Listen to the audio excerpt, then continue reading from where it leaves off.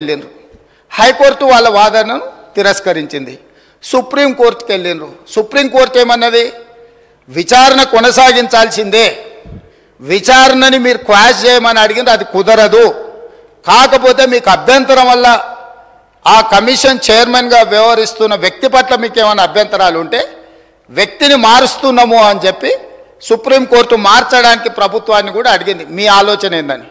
మాకేం ఆలోచన లేదు, ఏ వ్యక్తిని వేసినా సరే విచారణ జరగాలన్నదే ప్రభుత్వం ఆలోచన. ఖచ్చితంగా మా కోర్టు అడిగితే మేము మంచిది మారుస్తాము అని చెప్పి ఒప్పుకున్నాము. వారు కోరుకుంటున్నారు కాబట్టి ఈరోజు సాయంత్రానికల్లా ఎవరిని వేయాలో ఆ విచారణ కమిషన్కు కొత్త చైర్మన్ కూడా ఈరోజు సాయంత్రం నియమిస్తాం అధ్యక్ష. ఇక రెండవ పాయింట్, వాళ్ళేదో తెలంగాణకు విద్యుత్ వెలుగులు తెచ్చినట్టు, తద్వారా తెలంగాణ అంతా దగదగా మెరిసిపోతున్నట్టు ఇంకెంతకాలం ఊదరగొడతారు అధ్యక్ష? ఈ తెలంగాణ రాష్ట్రం ఉమ్మడి రాష్ట్రంలో హైదరాబాద్ నగరంలో పెట్టుబడులు తీసుకురావాలని, ఈ పెట్టుబడుల ద్వారా ఈ ఆనాటి ఉమ్మడి రాష్ట్రానికి ఆదాయం పెరగాలని చంద్రబాబు నాయుడు గారు ముఖ్యమంత్రిగా ఉన్నప్పుడు 24 గంటల విద్యుత్తు ఇవ్వాలి ఈ ప్రాంతంలో అని ఒక నిర్ణయం తీసుకున్నారు. డాక్టర్ వైఎస్ రాజశేఖర రెడ్డి గారు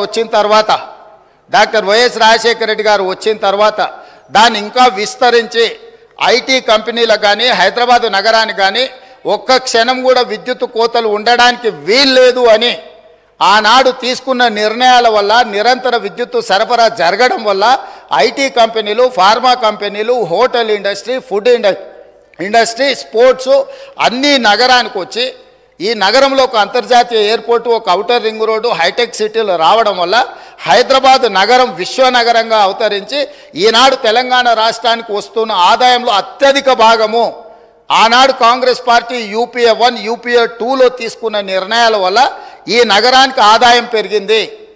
కానీ రాష్ట్ర విభజన జరిగినప్పుడు విభజన నియమావళి ప్రకారం ఆస్తులు, అప్పులు జనాభా దామాష ప్రకారం పంచుకోవడానికి చట్టంలో అవకాశం ఉంది అధ్యక్ష.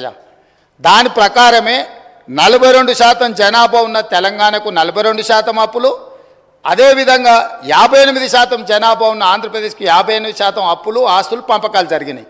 కానీ విద్యుత్తులో మధ్యప్రదేశ్ విడిపోయినప్పుడు, జార్ఖండ్ మధ్యప్రదేశ్ నుంచి విడిపోయినప్పుడు, బీహార్ మధ్యప్రదేశ్ నుంచి కొంత ప్రాంతం విడిపోయినప్పుడు స్పష్టంగా ఛత్తీస్గఢ్, జార్ఖండ్ ఇవన్నీ రాష్ట్రాలు ఏర్పడినప్పుడు ఒక సమస్యను ఎదుర్కొన్నారు.